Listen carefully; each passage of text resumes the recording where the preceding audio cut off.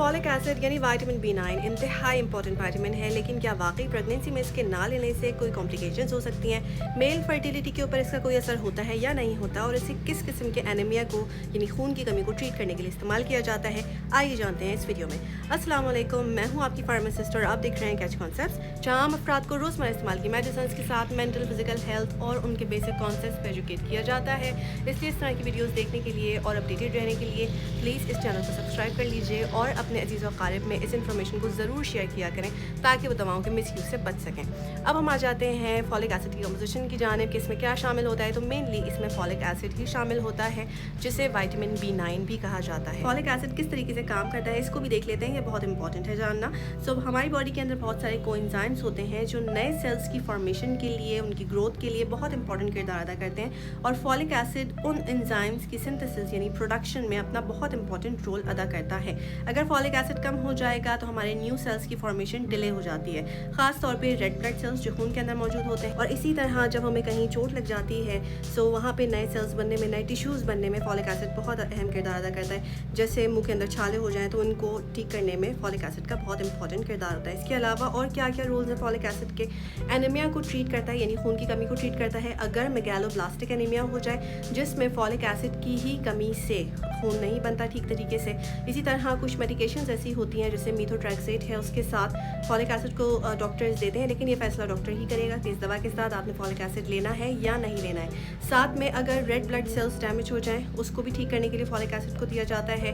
अगर kidney dialysis के दौरान पेशेंट को एनीमिया हो जाए, खून की कमी हो जाए, तो समटाइम्स डॉक्टर उस कंडीशन में भी फॉलिक एसिड दे देते हैं। और ख़ास तौर पे सबसे ज़्यादा इम्पॉर्टेंट ये है कि प्रेगनेंसी के दौरान, ख़ास तौर पे शुरू के अरसे में जब माएँ ठीक से खा नहीं रही होती, उनकी ग़िज़ाई ज़रूरियात पूरी नहीं हो रही होती, सो ऐसी कंडीशंस में फॉलिक एसिड को दिया जाता है ताकि सेल्स बन सकें, क्योंकि बॉडी को इस वक्त नए सेल्स बनाने होते हैं, बहुत ज़रूरत होती है फॉलिक एसिड की।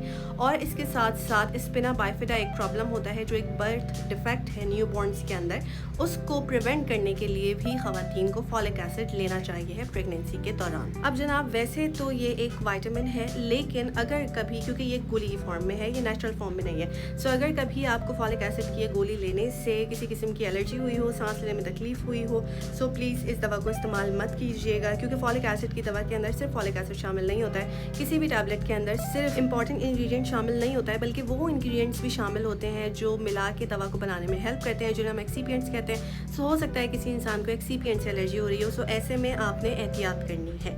अब आ जाते हैं डोज की जानिब। एनीमिया में अगर आप ले रहे हैं यानी खून की कमी आपको हो चुकी है और आप टैबलेट ले रहे हैं, तो आप एक टैबलेट दिन में एक दफ़ा लेंगे।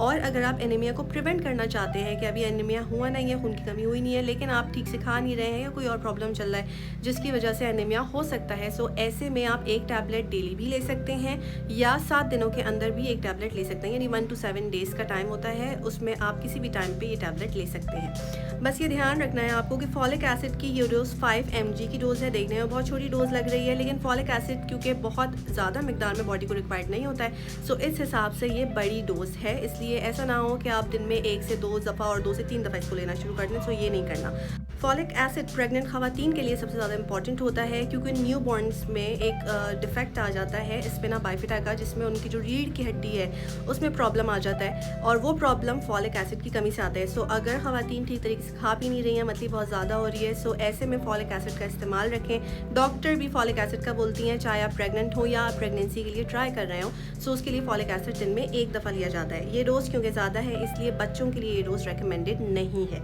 एडवर्स इफेक्ट्स की जानिब आ जाते हैं। देखें, क्योंकि ये विटामिन है, कोई खास एडवर्स इफेक्ट्स तो इसके नहीं होंगे, लेकिन ये नेचुरल फॉर्म में नहीं है, ये गोली की फॉर्म में, इसलिए हो सकता है कि आपके मुंह का जायका बदल जाए, इसको लेने के बाद आपको मतली होने लगे, कन्फ्यूजन होने लगे, इरिटेशन यानी चिड़चिड़ा मिजाज हो जाए, और हो सकता है कि विटामिन B12 की डेफिशिएंसी मज़ीद ख़राब हो जाए। अब इस बात से क्या मुराद है? देखें, एनीमिया बहुत सारी टाइप्स का होता है।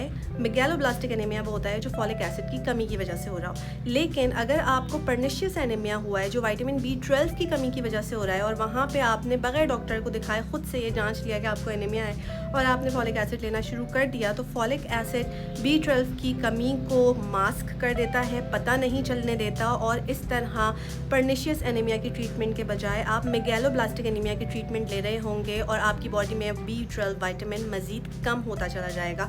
इसलिए फॉलिक एसिड खुद से आपने अपने अंदर एनीमिया को जांच के नहीं लेना है, बल्कि डॉक्टर के मशवरे पे अमल करना है। अब आ जाते हैं प्रिकॉशंस की जानिब। अगर आप डायलिसिस के ऊपर हैं तो आपने खुद से दवा नहीं लेनी। अगर हार्ट में स्टेंट डला हुआ है, पर्निशियस एनीमिया है अगेन यानी विटामिन B12 है, तो आपने खुद से दवा नहीं लेनी। विटामिन B12 की कमी में विटामिन B12 और फॉलिक एसिड दोनों को दिया जाता है, सो वो एक अलग टॉपिक है। लेकिन यहाँ पे इस गोली के अंदर कोई विटामिन B12 शामिल नहीं है, सिर्फ फॉलिक एसिड ही शामिल है, सो आपने एहतियात करनी है। और ट्यूमर और कैंसर की सूरत में भी आपने फॉलिक एसिड नहीं लेना है, क्योंकि कुछ ट्यूमर और कैंसर फॉलिक एसिड के लेने से बढ़ जाते हैं। सो आपने बहुत बहुत केयरफुल रहना है। ट्यूमर और कैंसर के केस में खुद से कोई इलाज नहीं करना। ड्रग इंट्रैक्शंस की जानिब आ जाए तो कोलेस्ट्रॉल की मेडिसिन होती हैं, कोलेस्टेरामीन उनका फार्मूला होता है। ऐसी दवाओं के साथ फॉलिक एसिड इंट्रैक्ट करता है, एब्जॉर्प्शन को मुतासर करता है। इसी तरह एपिलेप्सी की दवाओं के साथ नहीं लेना है फ़ौरन, एंटीबायोटिक्स के साथ नहीं लेना है, एंड एसिड्स के साथ नहीं लेना है, जो ये इनो और राइजिक के साशे वगैरह आते हैं जो फ़ौरन एसिडिटी को ख़त्म कर देते हैं, जिन्हें पानी में घुल के पिया जाता है। इनके साथ फॉलिक एसिड नहीं लिया जाता। इनके साथ खैर फौरी कोई भी दवा नहीं ली जाती है, क्योंकि बहुत चांसेस होते हैं कि ये दवा के असर को मुतासर करेंगे। और जिंक सप्लीमेंट्स के साथ फ़ौरन फॉलिक एसिड नहीं लिया जाता, ख़ास तौर पे अगर जिंक सप्लीमेंट्स प्रेगनेंसी के दौरान लिए जा रहे हैं तो उनके दरमियान गैप दिया जाता है टाइम का। फॉलिक एसिड के मुस्तकिल इस्तेमाल के बाद ऐसा नहीं है कि आप महीनों इसका इस्तेमाल करते रहें, बल्कि इसकी मॉनिटरिंग होती है। एवरी 3 to 6 मंथ्स में अपना CBC टेस्ट करवाना होता है, सीरम फॉलेट का टेस्ट करवाना होता है, जिससे पता चलता है कि एनीमिया कुछ बेहतर हुआ है या नहीं हुआ है। स्टोर करें इसको रूम टेम्परेचर के ऊपर, डायरेक्ट हीट सनलाइट ना लगे। इसके अलावा इसका एक ओरिजिनल कंटेनर आता है। ऐसा ना हो कि आप कंटेनर किसी और काम के लिए इस्तेमाल करना शुरू कर दें, दवाओं को कहीं और निकाल के रख दें, क्योंकि इस तरह दवाएँ कंटामिनेट हो जाती हैं, जर्म्स आ जाते हैं उनके अंदर, जल्दी ख़राब हो जाती हैं। और अगर दवाओं का रंग ख़राब हो जाए तो आपने उसको इस्तेमाल नहीं करना है, क्योंकि ऐसा होता है समटाइम्स कि फॉलिक एसिड आके रखा हुआ है घर के अंदर, 2-4 गोलियां खाएं, उसके बाद वो रखा वही है, फिर उसका रंग बदल गया, फिर आपको लगा कि नहीं ये तो कंटेनर के अंदर था, सही होगा, फिर आपने उसे कंज्यूम कर लिया। सो ये गलती आपने नहीं करनी है। रंग बदलने का मतलब, टेस्ट बदलने का मतलब ये होता है कि दवा ख़राब हो चुकी है। अब इस स्टेज पे मैं गारंटी के साथ कह सकती हूँ जी कि फॉलिक एसिड के बारे में इतनी सारी इन्फॉर्मेशन आपको पहले नहीं पता होगी, इसीलिए मैंने आपसे अर्ज़ की कि प्लीज़ हमें यहाँ पे भी सब्सक्राइब कीजिए, इंस्टाग्राम पे भी हमें फॉलो करें, वहाँ आप हमें DM करके अपना कोई मसला भी पूछ सकते हैं और दवाओं के बारे में कोई इन्फॉर्मेशन ले सकते हैं हमसे। इस वीडियो को और कैच कॉन्सेप्ट्स की बाकी वीडियोज़ को ज़रूर शेयर किया कीजिए। Thank you so much for supporting Catch Concepts. Take care of your self.